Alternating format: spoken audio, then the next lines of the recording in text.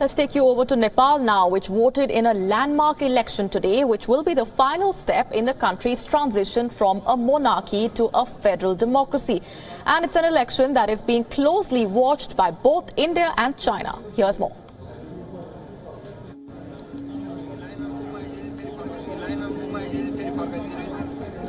Nepalis queuing up to vote in the final round of parliamentary elections. A pivotal moment in the tempestuous transition from monarchy to republic. In the past 28 years, Nepal has changed governments 26 times.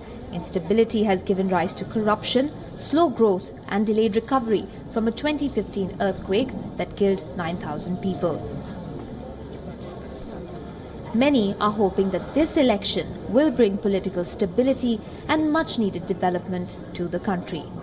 अहिलेसम्म जुन यो संक्रमण कालबाट गुजिरहेको थियो देशमा विकास पनि खासै हुन सकेको थिएन. The country has been running in a very chaotic way, and even now I do not see anyone capable.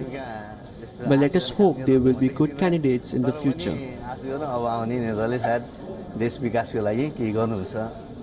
The elections are a part of the major changes brought about by the Constitution and its amendment, which institutionalized federalism, republicanism, inclusion and secularism. These changes were the outcome of different political movements, including a decade-long civil war which went on till 2006, the JANA ANDOLAN against the monarchy and the Madhesi movements of 2007, 2008 and 2015. नयाँ संविधान आइसकेपछि Nepali जनताहरुमा With the proclamation of a new constitution, this is a very exciting vote and a historic moment for the people. भएकोले मानिसहरु अलि उत्साहित छन्. The election pits the centrist Nepali Congress Party of Prime Minister Sher Bahadur Deuba, who heads a loose alliance that includes the Madhesi parties and former royalists, against a tight-knit alliance of former Maoists and the moderate communist UML party. The Nepali Congress is considered a pro-India group, while the opposition alliance is seen as closer to China.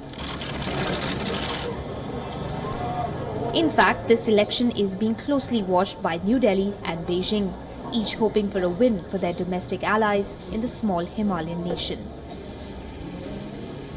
The election comes at a time when China is expanding its influence across Asia, including by ramping up investments in Nepal. But just last month, Nepal scrapped a 1,200 megawatt hydropower project to a Chinese state-owned company, dealing a blow to Beijing's ambitions.